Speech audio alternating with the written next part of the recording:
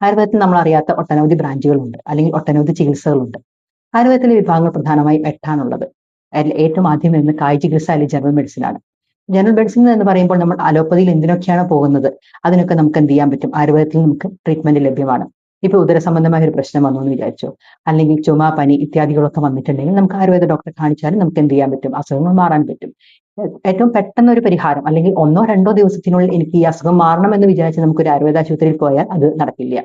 അതിന് പകരം നമ്മൾ ക്ഷമയോടെ കാത്തിരുന്നാൽ ആ ഒരു അസുഖത്തിന് നമുക്ക് നല്ലതായിട്ടുള്ള ഒരു റിസൾട്ട് ഉണ്ടാവുന്നതാണ്. രണ്ടാമത്തെ വിഭാഗം എന്ന് പറയുന്നത് ബാലചികിത്സ അല്ലെങ്കിൽ പീഡിയാട്രിക് വിഭാഗമാണ്.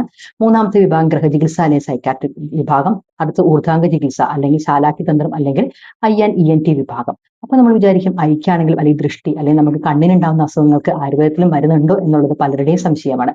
പക്ഷേ ആയുർവേദത്തിലെ ഒരു പ്രധാനപ്പെട്ട ശാസ്ത്രശാഖ തന്നെയാണ്, അല്ലെങ്കിൽ പ്രധാനപ്പെട്ട ഒരു വിഭാഗം തന്നെയാണ് ഐ അല്ലെങ്കിൽ ENT വിഭാഗം.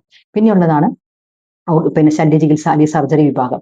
അപ്പോഴും നമുക്ക് പലർക്കും സംശയമാണ്, ആയുർവേദത്തിൽ എന്താണ് സർജറി എന്ന് പറയുന്നത്. നമുക്കറിയാം, ഇപ്പൊ പൈൽസ് വന്നു, അല്ലെങ്കിൽ മൂലക്കുരു വന്നു, ഫിസ്റ്റുല വന്നു, ഇതിനൊക്കെ നമുക്ക് ആയുർവേദ രീതിയിൽ നമുക്ക് സർജറി ചെയ്യാൻ പറ്റും. ഇതുകൂടാതെ നമുക്കിപ്പോൾ പെട്ടെന്ന് ഒരു ഫ്രാക്ചർ വന്നു എന്ന് വിചാരിച്ചു, അല്ലെങ്കിൽ ഒടിവ്, ചതവ് മുതലായവയൊക്കെ വന്നിട്ടുണ്ടെങ്കിൽ നമുക്ക് എന്ത് ചെയ്യാൻ പറ്റും, ആയുർവേദത്തിൽ അതിനേതായിട്ടുള്ള ട്രീറ്റ്മെന്റ് ഉണ്ട്. പിന്നെ വരുന്നതാണ് നമുക്ക് ഈ പറഞ്ഞ പോലെ വാർദ്ധക്യ സഹജമായ അസുഖങ്ങൾക്ക് നമുക്ക് ഇതിൽ മരുന്ന് തരാൻ പറ്റും. അതുപോലെയാണ് രസായനം അല്ലെങ്കിൽ വാചീകരണ ചികിത്സ എന്ന് പറയുന്ന ഒരു വിഭാഗം കൂടി ആയുർവേദത്തിലുണ്ട്. ഇതിനൊപ്പം തന്നെ, അതായത് നമ്മുടെ ബാലചികിത്സാ വിഭാഗത്തോട് ഒപ്പം തന്നെ ഏറ്റവും കൂടുതൽ പ്രാധാന്യം അർഹിക്കുന്ന വേറൊരു വിഭാഗമാണ് പ്രസൂതി അല്ലെങ്കിൽ സ്ത്രീരോഗ വിഭാഗം. ഒരു സ്ത്രീ ജനിക്കുന്ന മുതൽ മരിക്കുന്ന വരെയുള്ള എല്ലാ അവർക്ക് എന്തൊക്കെ ബുദ്ധിമുട്ടുകൾ ഉണ്ടാവുന്നോ അതിനൊക്കെ നമുക്ക് ആയുർവേദത്തിൽ ചികിത്സ ലഭ്യമാണ്.